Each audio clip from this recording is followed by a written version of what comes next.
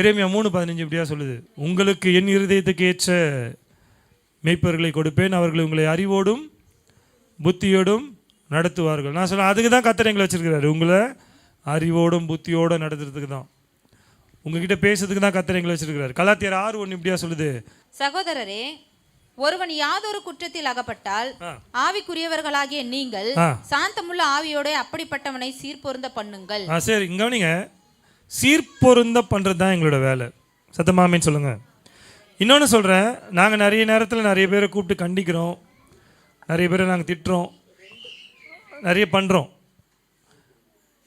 நான் சொல்கிறேன் பாருங்கள், இங்கே பாருங்கள், குறையுள்ள உங்களுக்கு தான் சூப்பர் கிரேஸ்.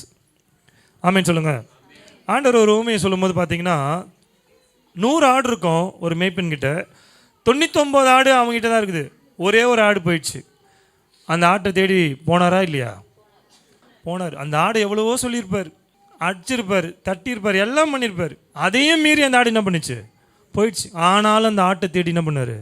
போனார். அதை தேடி போயிட்டு நம்மளும் அதை எங்கே தூக்கின்னு வருவோம்? காதை பூச்சி தலையை பூச்சி. அவர் எங்கே திரும்ப தேடிட்டு வந்தாராம்?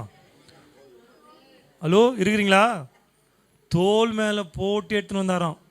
நான் சொல்கிறேன், நிறைய பேரை நாங்கள் கண்டிக்கிறோம், திட்டுறோம், மற்றவங்களுக்கெல்லாம் அவங்களே சொல்லுங்கிறாங்க, அப்படிலாம் சொல்லாதீங்க. நீங்கள் அதை பண்ணாலும் நாங்கள் உங்களையும் அப்படி தான் பண்ணுவோம். இருக்கிறீங்களா? அதுக்கு தான் கர்த்தர் எங்களை வச்சிருக்கிறாரு. நான் சொல்கிறேன் பாருங்கள், கணக்கு ஆண்டவர் உங்ககிட்ட கேட்க மாட்டார். உன் பக்கத்தில் உட்காந்துங்கிறதுனால இப்போ ராணி அம்மாவோட கணக்கு ரோஸுங்கிட்ட கேட்க மாட்டார். ஹலோ, என்கிட்ட தான் கேட்பாரு. கேத்தியோட கணக்கு அவங்க அப்பா அம்மா கிட்ட கேட்பார். ஆனால் என்ன என்கிட்ட கேட்பார் ஆண்டவர். ஹலோ, நான் தான் பதில் சொல்லணும் ஆண்டவருக்கு. நான் சொல்கிறேன், இங்கே இருக்கிற யாருமே நரகத்துக்கோ வழி தப்பி போகக்கூடாது. அது என் மேலே இருந்த கடமை. நான் கேட்க தான் செய்வேன். அதுக்கு தான் கர்த்தர் எங்களை வச்சிருக்கிறார்.